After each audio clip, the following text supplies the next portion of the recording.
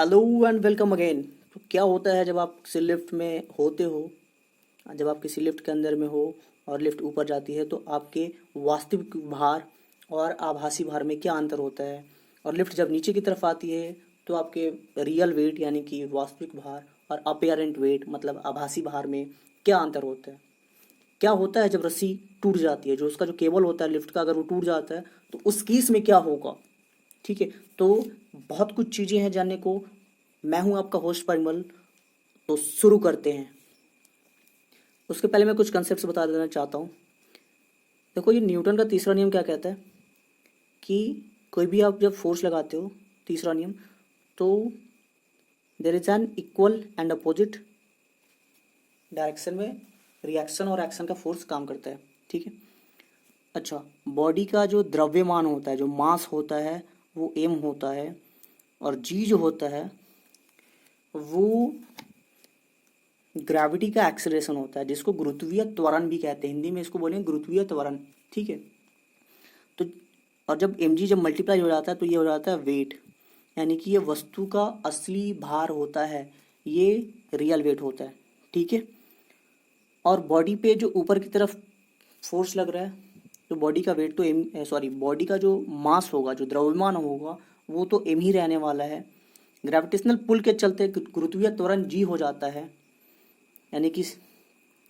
और एक्सीलरेशन के केस में चूंकि एक्सीलरेट ऊपर की तरफ करेगा तो जो त्वरण होता है, जो एक्सीलरेशन होता है, वो ए हो जाएगा। तो एम ए का प्रोडक्ट यानी गुणनखंड फोर्स, ये एफ ए का फोर्स और नीचे में एम जी का फोर्स दोनों इक्वल एंड अपोजिट होता है अगर इक्विलिब्रियम के कंडीशन में है। इसका मतलब ये हुआ कि संतुलन की स्थिति में कब होगी, जब लिफ्ट जो है सो बंद है और आदमी उसमें गया और जाके खड़ा हो गया। ठीक है। चूँकि एक्सेलरेशन जीरो होता है तो ये फोर्स जीरो होगा, उस समय सिर्फ और सिर्फ रियल वेट ही बताएगा। ठीक है।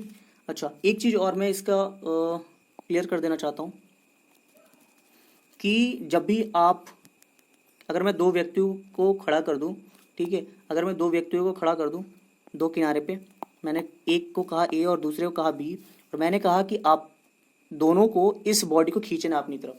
अगर मैं कहूँ कि जो पर्सन ए है उसने 10 न्यूटन का फोर्स लगाया और पर्सन बी जो है वो 2 न्यूटन का फोर्स लगा रहा है, तो बॉडी किस तरफ मूव करेगी।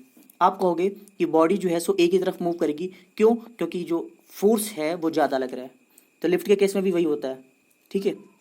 अगर लिफ्ट ऊपर की तरफ जा रही है, इसका मतलब ये हुआ कि ये नीचे का फोर्स कम एक्ट कर रहा है, मतलब कमज़ोर है हल्का, और ऊपर का जो फोर्स लग रहा है वो ज़्यादा है, तभी तो वो ऊपर की तरफ मूव कर रहा है। ठीक है।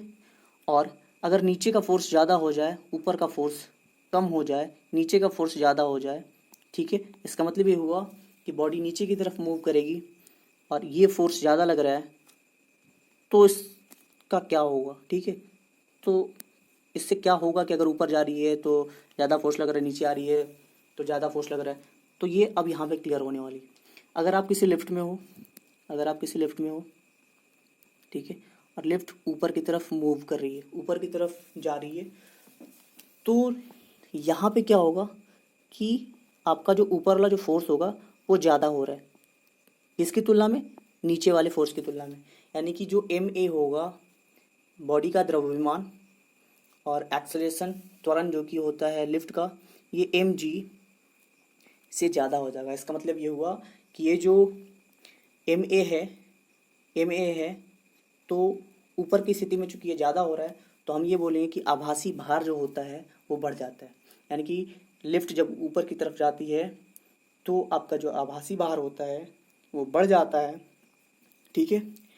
अगर लिफ्ट नीचे की तरफ आ रही होती है तो जस्ट इसका अपोजिट, कि ग्रेविटेशनल पुल जो होता है वो ज़्यादा हो जाता है, यानी कि एम जी बड़ा होगा एम ए से।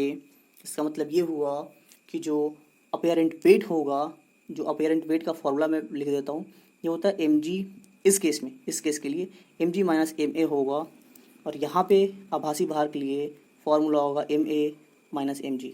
ठीक है। तो लिफ्ट जब ऊपर की तरफ जा रही है तो आभासी भार बढ़ जाता है, लिफ्ट जब नीचे की तरफ आ रही है तो आभासी भार घट जाता है। ठीक है। अब क्या होता है अगर जो लिफ्ट है वो एक समान त्वरण से, एक समान त्वरण से यानी यूनिफॉर्म एक्सेलरेट करे तो क्या होता है।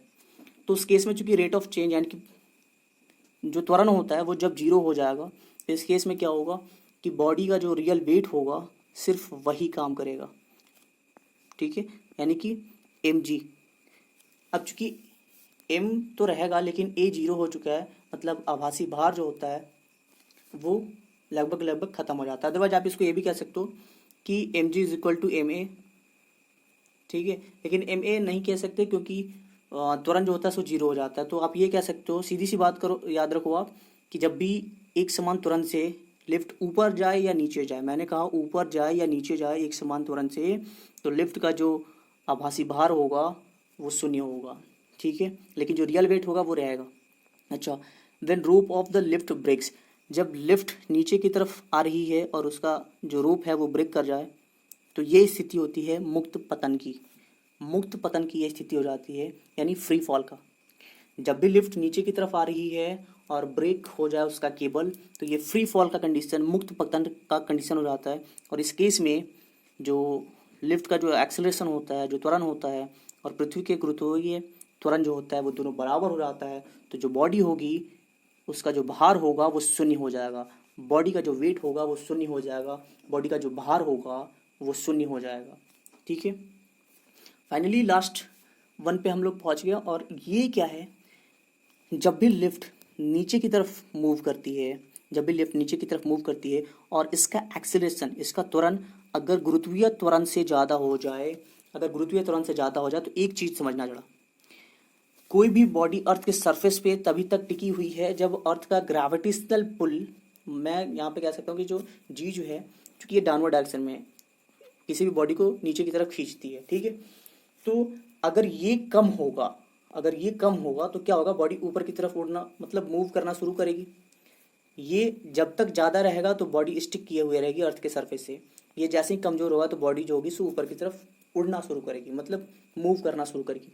तो लिफ्ट के कंडीशन में अगर लिफ्ट का जो त्वरण है अगर वो ज़्यादा हो जाता है गुरुत्वीय त्वरण से, तो बॉडी जो होती है वो छत से टकराएगी, ठीक है, बॉडी जो होगी वो छत से जा टकराएगी। तो चलिए एक बार हम लोग कंक्लूड कर देते हैं कि अभी तक हमने क्या पढ़ा। अभी तक हमने पढ़ा कि बॉडी अगर अपवर्ड डायरेक्शन में जाती है तो आभासी भार बढ़ जाता है, बॉडी अगर नीचे की तरफ आती है, बॉडी अगर नीचे की तरफ आती है तो उसका जो आभासी भार होता है वो घट जाता है। यहाँ पे आभासी भार बढ़ जाता है, यहाँ पे आभासी भार घट जाता है। अगर यूनिफॉर्म एक समान गति से चले तो इसका जो आभासी भार होता है वो शून्य हो जाता है। फ्री फॉल की स्थिति में जो भार होगा, ओवरऑल भार जो होगा वो फिर शून्य हो जाएगा। और अगर एक्सेलरेशन बहुत ज़्यादा हो गया जी के कंपैरिजन में, तो जो बॉडी होगा वो लिफ्ट के छत से जा टकराएगा, ठीक है।